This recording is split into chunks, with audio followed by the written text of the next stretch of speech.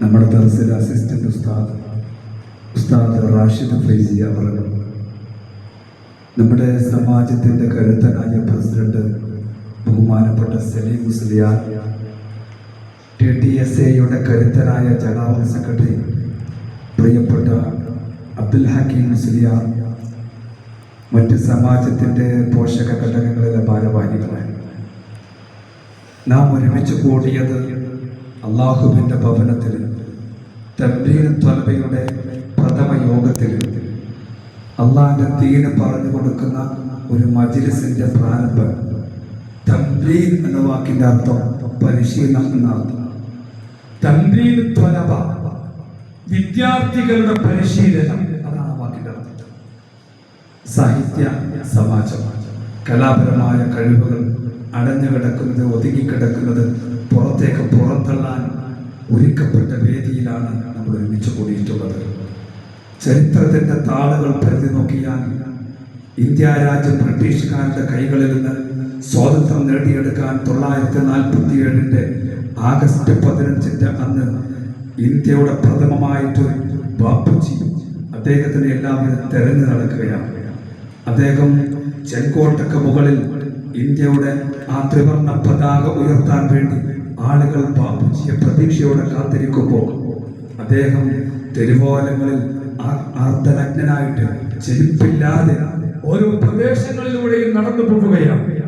ജനങ്ങൾക്കിടയിൽ ഉണ്ടായിക്കൊണ്ടിരിക്കുന്ന അസ്വാരസ്യതകൾ, വർഗീയമായ ചേരിതിരിവുകൾ, ഇതെല്ലാം മാറ്റിയിട്ട് ഒരൊറ്റ ജനത, ഒരു സമൂഹം എന്ന രൂപത്തിൽ സമൂഹത്തിന്റെ മുമ്പിൽ ഒരു ഐക്യത്തിന്റെയും അഖണ്ഡതയ്ക്കും വേണ്ടി ഓടി നടന്നു ബാപ്പുജി. അദ്ദേഹത്തെ കുറിച്ച് ഈ സമാജത്തിൽ ഞാൻ പറഞ്ഞത് അദ്ദേഹത്തിന്റെ നാവിന്റെ ബലം. അദ്ദേഹം ഒറ്റക്കിരുന്ന് പോലും മരങ്ങൾ പോലും സംസാരിച്ചിട്ടുണ്ട്. സമൂഹത്തിന് മുമ്പിൽ വലിയ വലിയ ശബ്ദ കോലാഹലങ്ങൾക്കും അതിന്റെ പുറത്ത് തന്റെ വാക്ക് ചാതുര്യം കൊണ്ട് സൂര്യനസ്തമിക്കാത്ത ബ്രിട്ടീഷ് സാമ്രാജ്യത്തിന്റെ കീഴടക്കാൻ പ്രിയപ്പെട്ട ഗാന്ധിജിക്ക് സാധിച്ചിട്ടുണ്ടെങ്കിൽ അദ്ദേഹത്തിന്റെ സരള സുന്ദരമായ സംസാരത്തിന്റെ വൈഭവത്തിന്റെ വാക് ചാതുര്യത്തിന്റെ മകുടചാർജ്യം ഉദാഹരണമാണ്.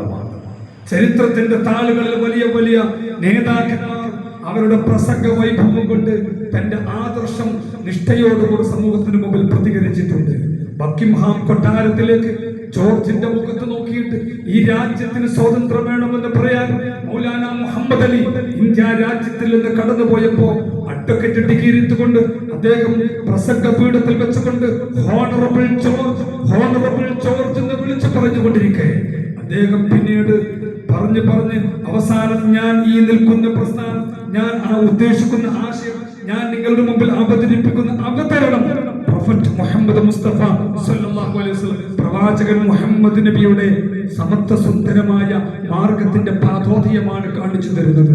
ഹബ്ബുൽ വതനി മിനൽ ഈമാൻ, സ്വരാജ്യ സ്നേഹം അത് ഈമാൻ വിശ്വാസത്തിന്റെ ഭാഗമാണെന്ന് ലോകത്തെ പഠിപ്പിച്ചു കൊടുത്ത പ്രവാചകന്റെ അനുയായിയാണെന്ന് പറഞ്ഞപ്പോൾ മുഹമ്മദ് നബിയുടെ പേര് ഇവിടെ ഉച്ചരിക്കണ്ട എന്ന് പറഞ്ഞ ബക്കിംഗ്ഹാം കൊട്ടാരത്തിലെ ജോർജിന്റെ മുഖത്തേക്ക് നോക്കിയിട്ട് പ്രിയപ്പെട്ട മുഹമ്മദ് അലി പറഞ്ഞു, ഹോണറബിൾ ജോർജ് എന്നതിന്റെ അപ്പുറത്തേക്ക്, പ്രിയപ്പെട്ട ജോർജ് എന്ന് പറയുന്നതിന്റെ അപ്പുറത്തേക്ക് ജോർജ് എന്ന് വിളിച്ചുകൊണ്ട് അഭിസംബോധന ചെയ്തു.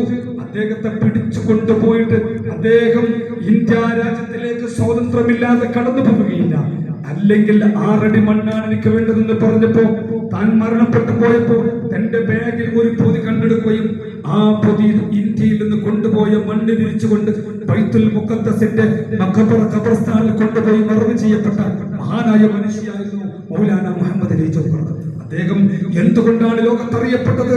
പരിശുദ്ധ ഇസ്ലാമിന്റെ സമത്വ സുന്ദര ആശയ ആദർശങ്ങൾ സമൂഹത്തിന് മുമ്പിൽ വിളംബരം ചെയ്യുന്നതോടൊപ്പം തന്റെ സരള സുന്ദരമായ പ്രസംഗ വൈഭവം കൊണ്ട് ലോകത്തെ കീഴടക്കാൻ ബഹുമാനപ്പെട്ട മൗലാന മുഹമ്മദ് അലിക്ക് സാധിച്ചെങ്കിൽ ഇത്തരം സാഹിത്യ സമാജ വേദികളിലൂടെ ലോകത്തിന്റെ നെറുകയിലേക്ക് ഈ ഇരിക്കുന്ന നിങ്ങളാണ് നാളെയുടെ വാഗ്ദാനങ്ങള്, ഈ ഇരിക്കുന്ന നിങ്ങളാണ് പരിശുദ്ധ ദീൻ സമൂഹത്തിന് മുമ്പിൽ വിളംബരം ചെയ്യാനുള്ള ഏറ്റവും വലിയ ഉദാഹരണങ്ങൾ. അതുകൊണ്ട് സാഹിത്യ സമാജം അത് ചില്ലറയല്ല, അത് മാറ്റി നിർത്തേണ്ടതല്ല, അത് ഏറ്റെടുക്കണം. അള്ളാഹു നമുക്ക് തൗഫീഖ് നൽകട്ടെ. ഉന്നത വിജയ ശ്രീനാളിനായി ഉന്നത വിജയ സോപാനത്തിലേക്ക് കൈപ്പിടിച്ചുയർത്താൻ ഈ സാഹിത്യ സമാജത്തിന് അതിന്റെ ഭാരവാഹികൾ പ്രിയപ്പെട്ട സലീം മുസ്ലിയാരുടെ, പ്രിയപ്പെട്ട ഹക്കീം മുസ്ലിയാരുടെ, പ്രിയപ്പെട്ട സ്വാലിഹ് മുസ്ലിയാരുടെ, പ്രിയപ്പെട്ട ഷഹബാന്റെയും ജിനാസിന്റെയും റമീസിന്റെയും മജാസിന്റെയും നേതൃത്വം കരുത്തുറ്റ നേതൃത്വം നടത്തിക്കൊണ്ടിരിക്കുന്ന ഈ സമാജത്തിന് സാധിക്കട്ടെ എന്ന് പ്രാർത്ഥിച്ചുകൊണ്ട് ബിസ്മില്ലാഹിർ റഹ്മാനിർ റഹീം ഇന്നാ ഫതഹ്നാ ലക ഫതഹൻ മുബീന എന്ന വചനം ഉച്ചരിച്ച് ഈ സംഗമം ഉദ്ഘാടനം ചെയ്തതായി അറിയിക്കുന്നു. വആഖിറു ദഅവാനാ അൽഹംദുലില്ലാഹി റബ്ബിൽ ആലമീൻ. അസ്സലാമു അലൈക്കും വറഹ്മത്തുള്ളാഹി.